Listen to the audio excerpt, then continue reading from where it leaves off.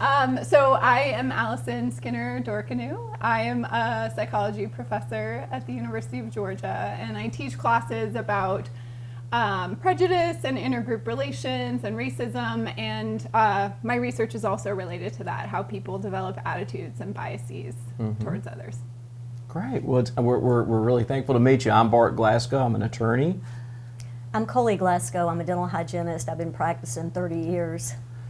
Lovely to meet you. you. Happy to meet Well, thank you for coming all the way out here from Athens. I mean, making the drive. We're just very grateful that you're spending the day with us to, talk to us, answer questions and things like that so that, we can try to understand more.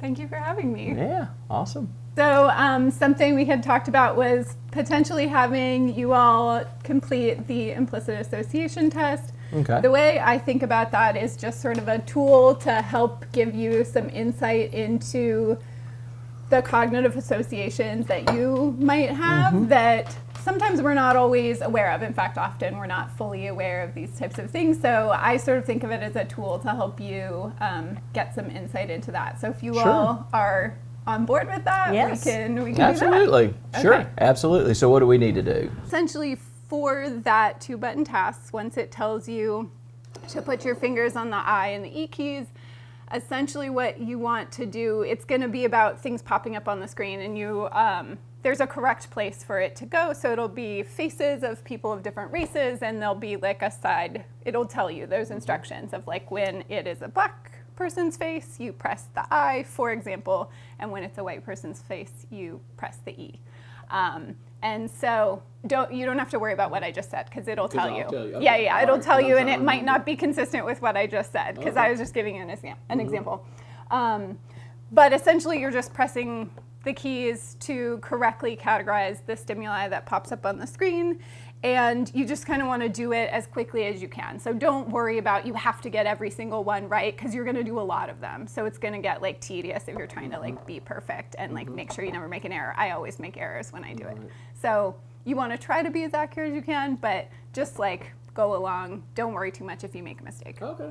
Your responses suggested a moderate automatic preference for white people over black people. And mine says your responses suggested a slight automatic preference for white people over black people. So the part that's below that is showing you relative to other people. So if you want to see everyone else who's taken that test, which is millions of people, then you can sort of see how you compare and which bar has your score.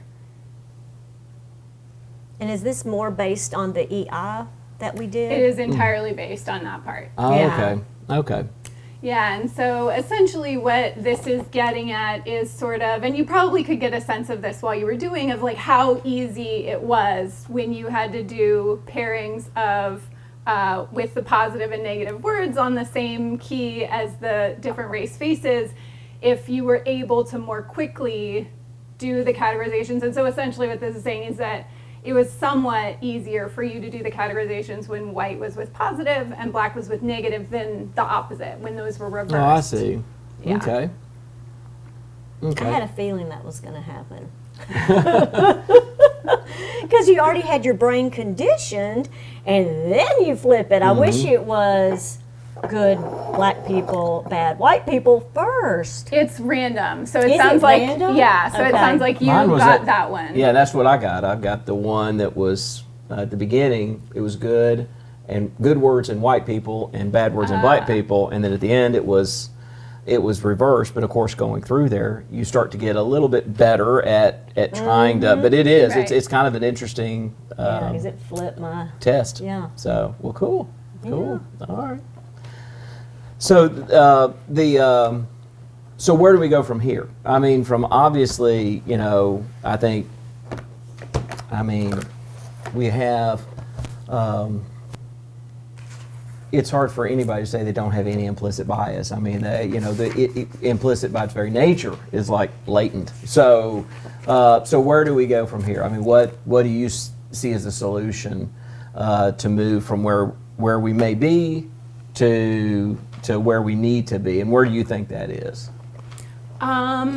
Well, so what I focus on a lot in my research is helping people draw connections with the broader systemic issues as well as historical issues, and essentially looking at whether understanding those things can help people sort of better understand and make sense of the current conditions, and ultimately potentially work to challenge the current system, so that we're not all in a system where the sort of privilege and power are concentrated among white people, and then we're all socialized within that environment to essentially sort of have, like you said, that everyone sort of absorbs a bit of this bias just by living in this society and growing up within this society.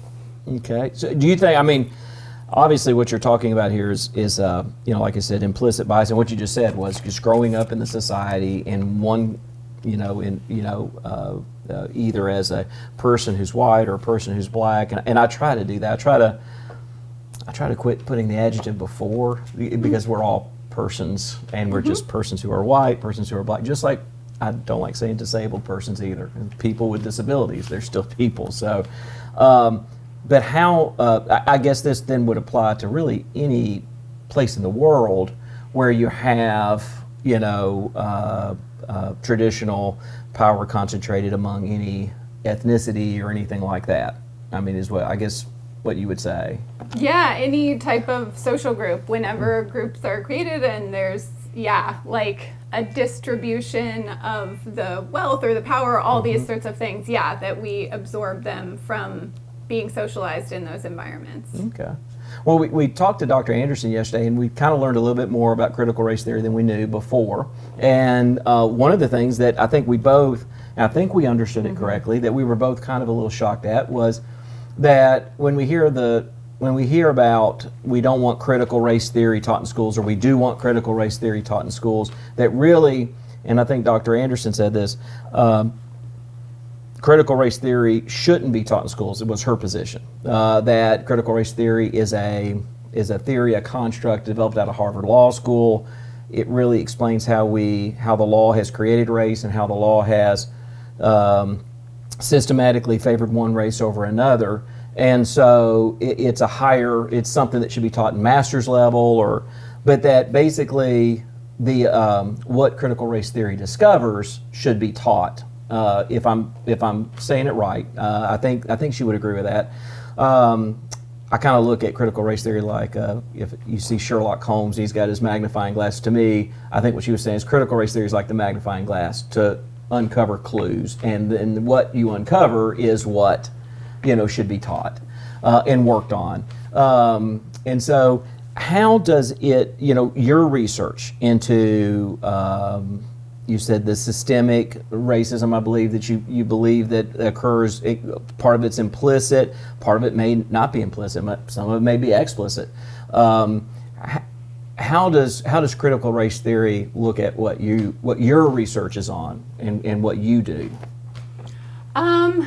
So I think I would generally agree with everything you just said, your sort of synopsis from Dr. Anderson. And so I sort of think of it as a way of like critically examining our environments to recognize what are all the little cues. So for example, I have studied nonverbal signals. So thinking about what are these really tiny ways in which, so I've looked at this with adults, but also with preschoolers, that we might walk around in our environment and get these really, really subtle cues that people of different races are treated a little bit differently. And that might be by people, in your family, it might be by your parents, but it also, even if it's not happening from your parents, you're not necessarily protected from it because you are going to a grocery store, you're going to school, you're going all of these other places where you're exposed to other people.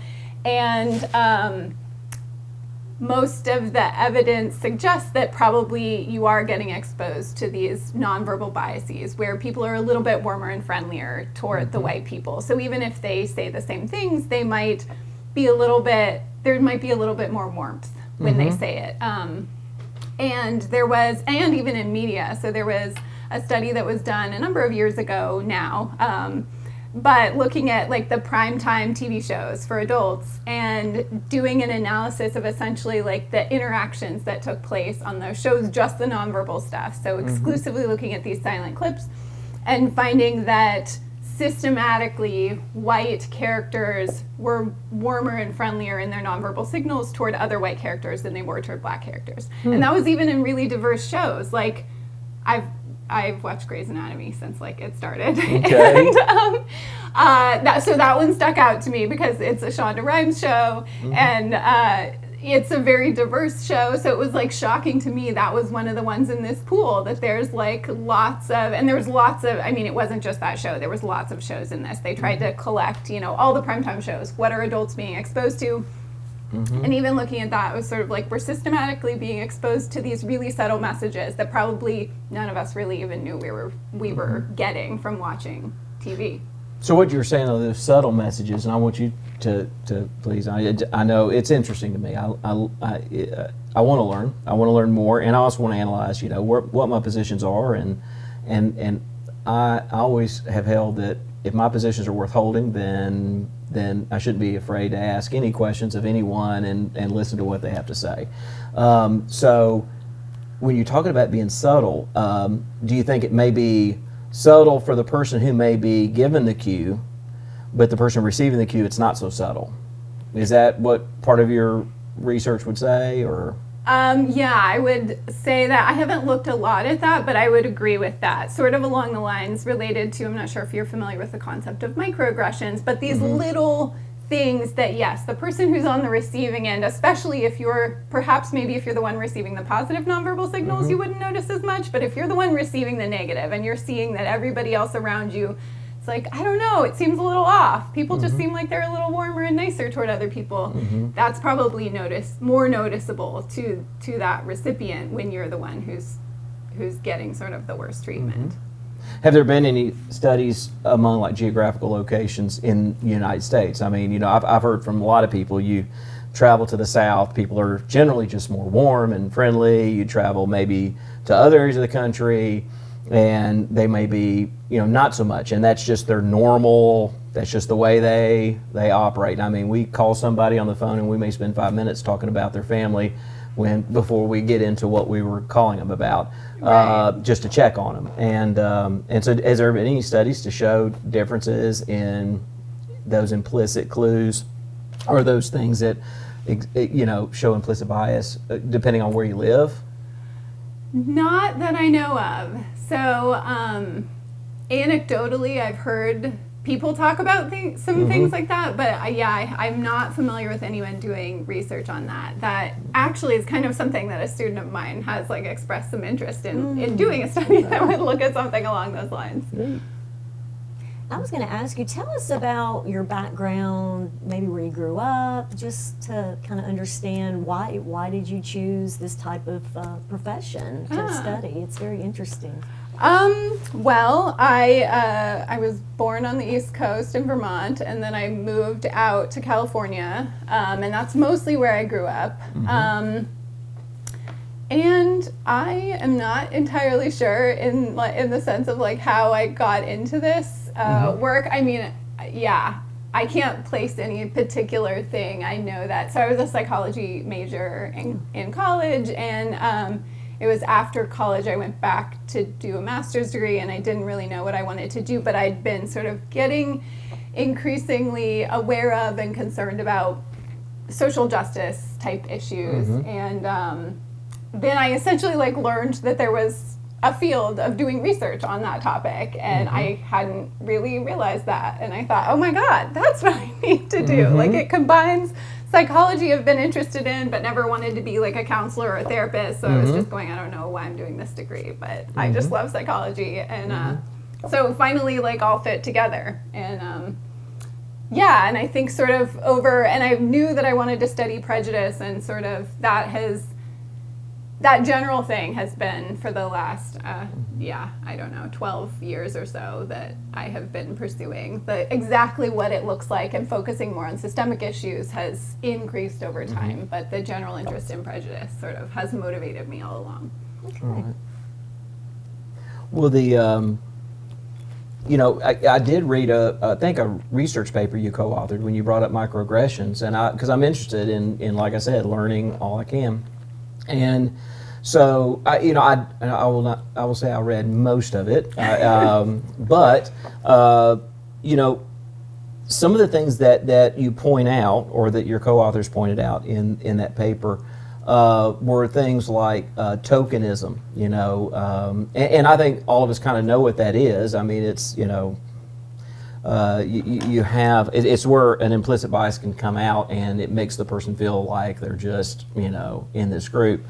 But I'm assuming that really applies to all, and I hate using the word race, because I really don't believe, I think race is a social construct. I think we're all the human race, and I think we have different tones of skin color, but we're not, different races. I just think that in and of itself stratifies. But regardless, I'll just use the word race for ease. Does it apply to all people of all races? Microaggression, either on the sending end or the receiving end? Okay, I'm trying to make sure I understand your question. Like, could people of all races experience microaggressions? Yes, yes, and like I said, I think the point of the article was that in a lot of ways it's subtle, and it's not even the person who might be sending that microaggression, that stimuli, the signal, whatever you want to call it, may not even be aware, but then the person on the receiving end is aware. It does make them feel like they are singled out, or that they're part of a group that's just all of one, like it's a homogenous group. There's no variation. Mm-hmm. And I'm just asking, can that be experienced on both sides? I mean, like, is it possible for a person who's black to send a microaggression, or to a person who's white? Can that happen both ways, bidirectionally? Well, I think in theory you could do the same behavior. So yes, in that way, I think that to some extent, if it is sort of, if we think about it in the context of the broader system of like the power structure of society, then it's kind of like, yes, you could, but it has a very different effect when like someone who's not from well, actually, I want to sort of even remove it from the people who are communicating them, because I think actually like anyone can be doing them. It's really about, are you doing a behavior that is perpetuating and reinforcing this system and structure of oppression? Okay. So it's, I think, so it has more to do with the effect than it does with the fact that you could be doing the behavior. Right. I mean, I think that they could happen in any context, but largely, certainly that paper that you read and the way that I think about them and talk about them is it something that is reinforcing and sort of consistent with the power structure, or is it something that's, has nothing to do with the power structure, is inconsistent with it? Then those sort of have different effects. Certainly on the individual, it might be unpleasant. Like if you, feel singled out as a white person for something, like probably that's not a fun thing. Right. Well, yeah. As a matter of fact, I think we told Dr. Anderson too, we got married very young. I was 19, she was 18. She just graduated high school. I just finished my first year of college, and but she went to 2 HBCUs. And it was an interesting experience. It was a great experience. I think she loved it. But being in that group, now all of a sudden you're the minority, and everything around you is different. So it gives us an opportunity. And of course, we also go to Central Asia, to different countries there, to do work with refugees and other people, and we get a sense of you are different. You are the one that's in the minority. Actually, I think we both love that, but we just like to explore and be vulnerable. The microaggressions, and this is one of the examples you gave, and this is the one that, and it's not just this one. I know there's all kinds of examples, but for example, on a loan application, I think was one of the examples when it gives you those questions at the end to choose your race, your ethnicity, your gender, all of those demographical types of markers. And I don't personally like those questions myself. I really don't. As a matter of fact, I had a lender who I said, do I have to, I mean, can I just hit, is it going to affect me if I hit none of these apply? Or I choose to skip this. He's like, yes, you can, and it won't affect your process, but as the lender, we're required to try to make our best estimate and send that information in anyway. And the whole reason for it is because of the redlining and things that happened in the past. It's federal law that they have to track, lenders have to track to make sure that a group's not being singled out and being judged harsher or redlined for loans. And so it's like this microaggression. Yes, okay, I've got to fill this out. Is it going to make any difference if I put that I'm Asian or if I'm white? But then again, on the other end of it, it's part of a federal law that's purported and is hopeful to end redlining. So then what do you do with that? I mean, that is, I can see what you're saying in the paper, but I also see the need for the protection there. So how does that work? I mean, so I'm trying to think of what you might be referring to, because I totally agree with you. It was just an example of microaggression. Yeah. It was an example of, I'm sorry, tokenism. Like that was Okay. It was an example given how you can how a person could feel like, well, if I choose this, are they saying that all black people, all people that are white, people that are black, people that are Asian, are they saying that they have good or bad credit? Why do I need to do this? I feel like I'm being put in a group, but yet the question itself is there to prevent the very thing that you're trying to stop, which is, does that make sense? Oh, absolutely, yeah. So to the extent it's like being used that way, I am very supportive of like having data and being able to track these kind of things because absolutely, in fact, my dad was just telling me the other day, he used to, he's retired, but like he did insurance type stuff, and he was talking about working with like auto salespeople and how they would like put 2 X's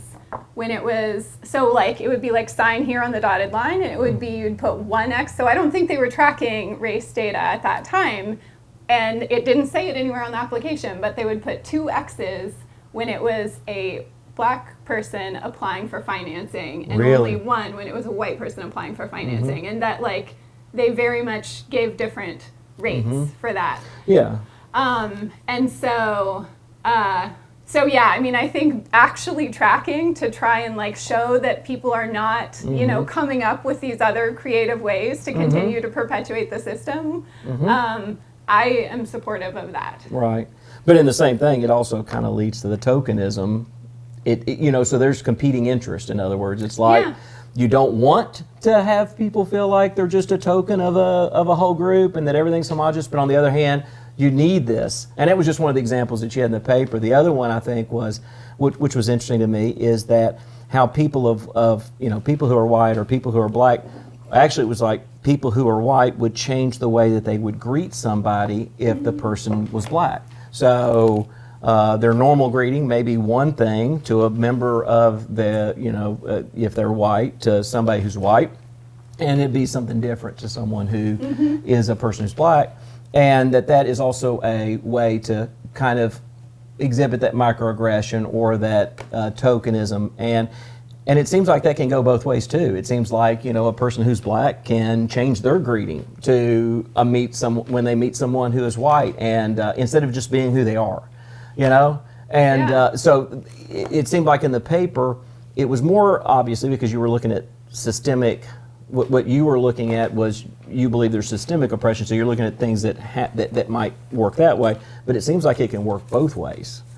Yeah. I mean, okay. I mean, I think that is happening all the time. Like, people refer to code switching, of where, people of color having to sort of accommodate to white culture when they're in mainstream, workplace or educational environments, and you might talk differently and have different sort of things because there might be some stigma against the way you might behave within your community, that you're sort of like gonna perform the way that you should be behaving in the mainstream culture according to sort of like the white cultural standards. So I think it sort of has different effects, but absolutely, I think that people do that all the time, change their communication styles with different people. It's sort of like, what is the effect that it has? Okay. One thing that I wanted to mention, back in February, there was a news article stating that there were 5 counties in metro Atlanta, and there was a study about the disciplinary procedures for students, and the study or the evaluation was that overall that black students had more discipline than the white students. And one of the students commented, and he was considered a bad kid, and I think he's produced some movies and stuff, but he was saying that, the white teachers just don't understand me. And he said that he had a few black teachers, and he felt that they really connected and really cared for him, whereas he felt like the white teachers just saw him as just a pack and just didn't really connect. As a psychologist, what can we do? Well, Will CRT help? Because when I read that, I felt, oh my gosh, I would hate to know one of my students felt that way. yeah. I think that trying to raise awareness about these things and connect them to just the broader, like I was saying. So yeah, kind of in a similar vein to critical race theory of looking at how is it connected. It's not an isolated incident. How is it connected to all these other things? And there's been research showing, when they had preschool teachers that did a study, and they told them to look for troublemakers, and they watched a video. So they had a video of preschoolers playing, and they tracked their eyes of where the teachers looked, and they found that they looked considerably longer. They looked at boys more than they looked at girls, a lot more.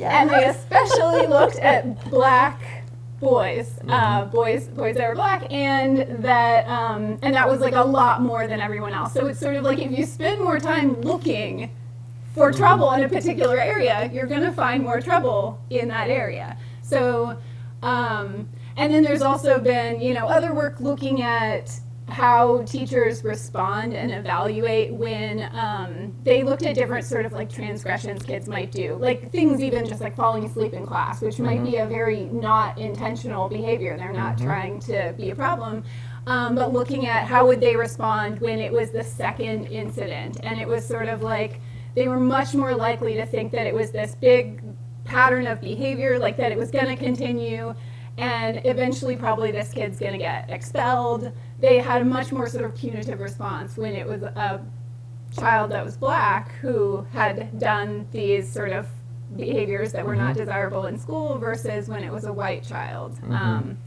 And so it's definitely part of a bigger pattern. So trying to figure out how do we make people more aware of it, and also, obviously, just being aware doesn't do it. You have to also be sort of concerned. So if it's something you don't want to do, then you can be working to sort of recognize, I know that this could be happening, and seeing it as a broader thing that's connected to other stuff.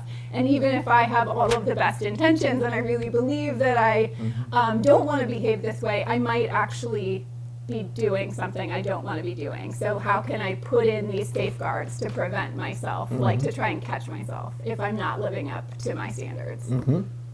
So, yeah, and I'm all for fair standards. I mean, standards that are known to everyone. We're looking at implicit bias here. So, and so I guess what I'm asking is, and I am conservative, so I look at things that, the standards should be the same for everyone, and the standards should not favor innately a particular race, and we're using that word race again, but people of color, people not of color. The standards should under the law, what we call it, be racially neutral, and not single out anybody. And we got the history of the Jim Crow laws of way back that, literally, the standard's the same. Here, just read this part of the Constitution to me and tell me what it means, and I'll let you vote. It's the same for everybody, but that is obviously an innate, and a well, really, it's to me, it's evil, because the law was everyone could vote. So they started making these laws like that they knew we were going to single out. So that, not for that at all. But where do you think that our standards are systemically slanted towards one side or another? Let's just say schools with the disciplinary code. I mean, obviously, we're not saying that people who are white, students who are white, are able to follow this code, of conduct, and people who are black, students who are black, are not able to. I'm assuming that you would be thinking more that it's the teachers who are enforcing that might be looking at things with implicit bias. Is that fair, or what would you say? Yeah, I mean, I think it's at lots of levels, and not just teachers, but certainly that's part of it. And I think part of it maybe is about leniency, kind of like what you were saying. So it was about the voting, in the sense that, like, in theory, they could have asked anyone to read the Constitution and could have held that thing, but it would be like, okay, but we know that you're okay, so we'll go ahead and let you do that for, there. And I think to some extent it's like, oh, well, yeah, this white child was behaving really badly and they did this thing, but they're a good kid, they're from a good family, they blah, blah, blah. And we have all these reasons and we feel very empathetic about it, and we think, okay, are we really going to mess it up just for him, we can explain why, his parents are getting a divorce, that is, he's having a rough home life, whatever it is, we can come up with lots of these explanations, and perhaps, so I think that there's a lot of, giving passes to maybe, so it's we have the same standard, but then, certain people are maybe given passes more often than others. Another thing I think is that even if we really do 100% apply everything evenly, I think it's really hard when there's been so much systemic bias that has been going on. So even if you find this place where everything really truly is equal in this place, it's not removed from history and all of the other things that have happened. So all of that has been influencing those individuals and their families and all of everything else. So it's really hard to sort of, I'm going back to your voting thing again, of just thinking about also, because it wasn't just that it's hard to interpret the Constitution, but it's also because these were people who were systematically prevented from learning to read. So it's there's been all of this oppression to prevent people from getting forward, and then it's if you would just move yourself out of the slum and, do XYZ, then we would treat, you have the same opportunities if you would just pull yourself up and, do what the rest of us are doing. That's a lot harder when there's been just hundreds of years of oppression and, you were mentioning redlining, just so many things, one thing after another. It's really hard to just, how do we separate from all of that? I think we need a really long time of reconstructing and actually bringing, pulling people up and actually correcting for all of that before we can say, okay, now we're going to treat everyone equally and everyone should have equal opportunities for success, and they truly will be equally successful. At the school board meeting, there were some parents that, from what they had heard CRT was being taught in public schools, was that it was a theory that black people are suppressed and white people are the oppressors. And it would give my child a complex of, oh my gosh, I'm a bad person. So how, as a psychologist, would that, with CRT principles taught in the elementary schools, would it teach that? Would it make white people feel guilty and black people to feel, tell me about that. So I think what that kind of makes me think of is there was a study done with kids looking at teaching an assignment where they're teaching about historical figures in class, and they had two different variations. One of them was where they taught just about, so for example, Jackie Robinson was one of them. So it was just sort of here's Jackie Robinson talking about his baseball career, talking about stuff, but they didn't get into him experiencing prejudice. They didn't talk about discrimination. They didn't talk about that. They just sort of skipped over those parts. And And then there was another variation of that same lesson where they did talk about those things. They talked about interpersonal bias that he experienced as a child of, being like racially harassed, and also the systemic things of not, being allowed to play in the major leagues and all of that initially. And so they had these two different variations of the same sort of lesson. One of them included sort of that systemic stuff in it, the other one didn't. And what they found is that the children, and this was children who are white, were more, they showed less racial stereotyping after that lesson, so they were more likely to think of black people as like hardworking and smart.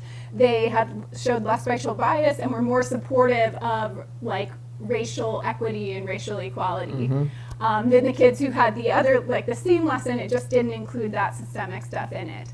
And then they also looked at it with black kids, because I think that was a little bit of what you were mentioning too, of just like if you were taught that you are oppressed, and that's sort of like the predominant message. And the black children, they also, basically the biggest thing with that is that they liked the lesson better when it included the systemic stuff. When it didn't just gloss over it, they actually preferred that better. And so I think we need more work on this, because I think it's a really, really important area. But the evidence that we do have suggests that it is pretty good as far as I can tell. I think certainly the things that you raise suggest the need to do it responsibly and carefully. And I think thinking about, if I would be very, very hesitant to just like throw it out to any old teacher and be like, hey, now you're going to be teaching this, without doing a lot of sort of preparation and education and making sure that they are ready to present the messages in a responsible way and not let it get boiled down to what you were just saying, because I don't think probably that would be very helpful at all. Well, Bart and I were talking, I mean, when we were younger, I remember every year Alex Haley's movie Roots would come on television, and we would watch it. Slaves were treated horribly. And I just remember as a child watching that, and Bart said he watched it with his family, and we were just, I was horrified to learn that, but I was glad to know the truth about history. So from what Dr. Anderson was saying yesterday, she said there's some textbooks coming out that's calling the enslaved people migrant workers. That wasn't a school textbook. And I couldn't believe it. Because when we had history class, I mean, we learned about enslaved people, all people. And so I remember my friend and I were I was horrified when I learned about that, when I first heard that white people had slaves. I just felt horrified. And then, praise God, we have made things better. We have made, the abolitionists came along, and a lot of them were people of faith, joined hand in hand and said, we're going to make changes. So anyway, is that something that, from your perspective, it would be wonderful for Roots to be shown on TV every year again? What do you think?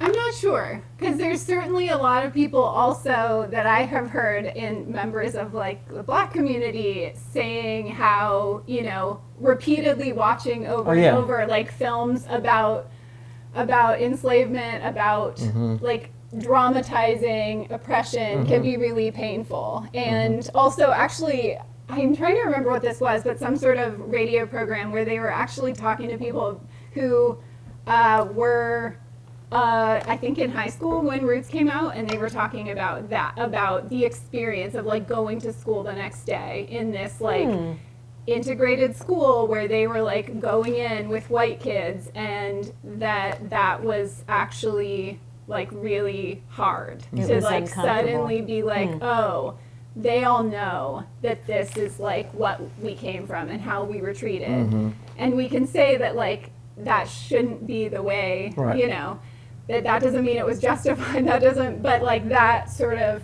it was a really painful experience the way they were describing it. And I don't know if they were saying like we wish it didn't exist or we wish that like roots hadn't been made, but I think it's just a complicated issue. And if we really focus a lot on that also can backfire and have problems. Wow. I think teaching truth Yeah. is good. I think to whitewash the bad history and to over exaggerate the good history does nobody any good, because we need to make sure we don't repeat the bad history, and we need to make sure that we understand we are not at the pinnacle, although I believe that America is the freest country in the world and it allows us to have these discussions. We are not looked down on or subjugated to any kind of criticism for having the conversation from the government, at least, which is what we're striving for. But to me, my concern, I guess, is that I believe that most people can clearly see in the Jim Crow laws of the past. They can clearly see systemic racism, bias, prejudice, and it was generally by people who were in power, and it was because of the nature of their heart. It was, and just to use Dr. King and what he said, it was hate. It was hate in their heart, and that was what made Dr. King's movement to me so powerful, is because he knew that he could not act in hate towards those who had hate, but only in love, because only love cast out hate. So when I see I think most every American would agree that those old Jim Crow laws, separate but equal is not separate but equal. Brown versus Board of Education told us that. Treating people differently is not right. And I think the concern for us is not, I understand the implicit bias, but it's trying to, we can delve so deeply into what can cause us to be divided that we lose sight that we're all human. We all make mistakes. We all are not perfect. And my hope is that we don't stratify, but that we unify, and that we don't look for an answer outside of ourselves. Because when you're dealing with systemic stuff, when you say it's systemic, to me, it takes the burden sometimes off the individual. They're like, oh, it's systemic. It's not me personally. It's just part of the system. It's possible that it could take the responsibility off people, and perhaps in some contexts it does, to think of things as systemic. But also, I think, when I think about the alternative to that, which is not sort of mentioning and discussing the systemic, then we are just sort of leaving. So then there's no explanation for why have all of our presidents except for one been white men? Why is like the power and the privilege concentrated among white people? Like, why do I observe all of these patterns within society? And there's research with adults, but also even with children, that when we don't have an explanation for those kind of things, we look around in society and we assume that if we see people that are wealthier, that are more fortunate, that are more well off, that they deserved it, that like they have better stuff because they deserved it, that's the way things are supposed to be. And so to me, that's sort of what I think about, and that certainly takes the responsibility off, because then I think, I don't know, this is just how things are, this is the way they're meant to be. Who am I to like do something about that? I have no role here to change the system. It just is what it is. The people who deserve the best things have the best things. And so I guess I sort of look at what is the void that we fill in with our own explanations when we don't have a reason. And even like preschoolers, there's evidence of them starting to do that kind of thing, even outside the context of race, when they're exposed to like, oh, here's a group of people that have, more wealth and better stuff, that they will prefer the people with more wealth and better stuff, and often even reproduce it. Like if we say, oh, you have some things to distribute yourself, who would you give them to? And they'll give more to the people who have more stuff. Okay. Yeah, I just, that's what I think overall what we're all looking for is any solution to a problem. And then first of all, diagnosing if there's a problem, And my concern is that when you leave the statutory area, like I was going to later with the voting, and you had gone to, like the old Jim Crow laws, we can all say that's wrong. Those laws need to be changed. I believe that those laws have been changed. I know there's been some conflict about whether I think that those laws are fair. Even the new voting right that law that we passed, and we can disagree on that. But to me, I think the question is, so what is the problem that we're diagnosing? Describe it, and you have on the implicit bias, and then what is the solution? Law, policy, is the solution the education? Because I think that when you leave the realm of things that we all see are discriminatory, and then you start into what things that people might perceive are discriminatory.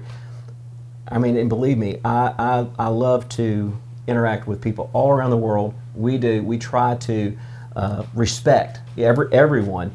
I know some people aren't like that. I know some people are very, centrally focused. But I'm trying to figure out, is that the way to mandate this teaching, that it's required? I don't know. I don't know what would you say the solution is? I mean, I would say that building more awareness of the broader system and history into education would be helpful. I can certainly reflect on my own education growing up, and that there was very little coverage of, there was a sort of a specific way history was taught, and that mostly it was taught sort of from not only about white people, but from the perspective of white people. So if we think about Native American relations with white people in the early colonial period, I mean, really for most all of our history, but that it was painted very positively. And there was, tons of awful things, genocide, stealing of land, so many things that I think all of us would say were really wrong, but also, objectively, if we were just sort of saying, how is it okay to kill people? Is it okay to do these things? But that the way it was taught, that it was sort of presented as something, we dressed up as Pilgrim and Indians at, school functions, and we sort of had this very washed, clean version that we didn't talk about the bad stuff, and we just sort of celebrated this positive characterization of the history. So, and then I think it makes it really hard for us to recognize all the other things that might be hurtful and oppressive to Native American people when we, even from the very start, we're getting a really sort of wrong picture of how that worked, and missing a lot of that history.